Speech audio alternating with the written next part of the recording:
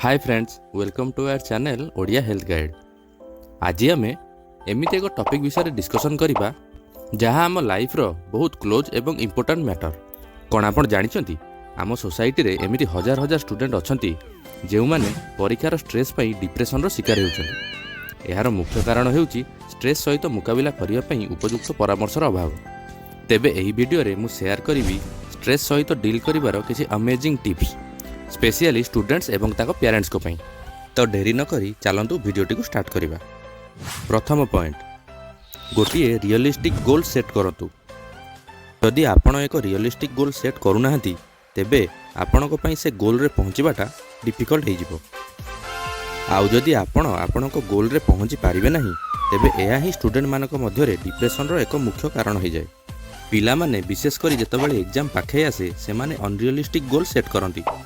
से माने एक समय रे अनेक चैप्टर पढ़ा स्थिर करती एवं जेतेबेले से माने ताहा करने को सक्षम हुअंती नहीं से माने डिप्रेस्ड हो जाती। तेणु सबुबेले रियलिस्टिक गोल ही सेट करंतु। द्वितीय पॉइंट, जदि तुमे स्ट्रेस फील करूच तो कहा सहित कथा हुओ। पिला माने जेतेबेले पाठ पढ़िबा पई स्ट्रेस फील होउची निज फ्रेंड्स रिलेटिव्स पेरेंट को सहित कथा हुअंतु। अन्य कहा सहित कथा हेले आपण स्ट्रेस रु रिलीफ पाई परिबे। बट कथा सेमान सहित हूँ जी कि आपको सपोर्ट करेंगे। रिसर्च कुहे एकुटिया रहिबा गोटे दिन में 15टी सिगारेट टाणिबा परी घातक हो पारे। तो सेथिपई आपण टेंशन को शेयर करंतु। क्या बात है सर, क्या बात है सर। तृतीय पॉइंट, प्रथमे टाइम को ऑर्गेनाइज करंतु।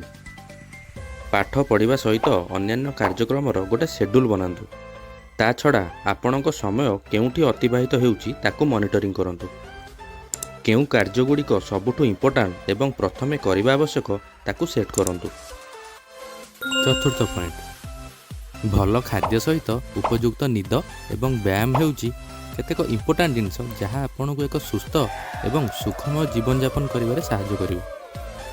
आपण निश्चय शुणिथिबे जे कथारे अछि यू आर व्हाट यू ईट।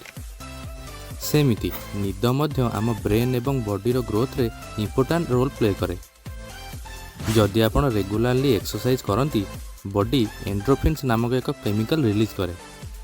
एंड्रोफिन्स आपण बॉडी रे पॉजिटिव फीलिंग्स क्रिएट करे आउ स्ट्रेस को कम करे।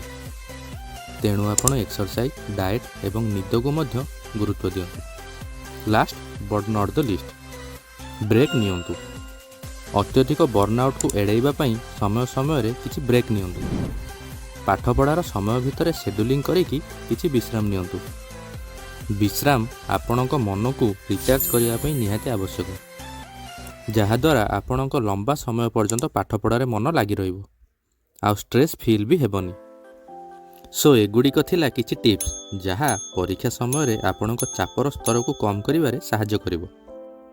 ता छड़ा पीसफुली पाठ पढ़िबाकू एवं शेष रे एग्जाम रे आपणकर भल ग्रेड हासिल करिवारे सहायता करिवो। जदि आपणकू आम कंटेंट पसंद आसिला तो लाइक करंतु, अधिकरू अधिक शेयर करंतु, जहाद्वारा आमे आहुरी इनफॉर्मेटिव वीडियो आपणको पाखरे पहुंचाई परिबु। एवं आगो को एभली वीडियोस पई चैनल को सब्सक्राइब करंतु।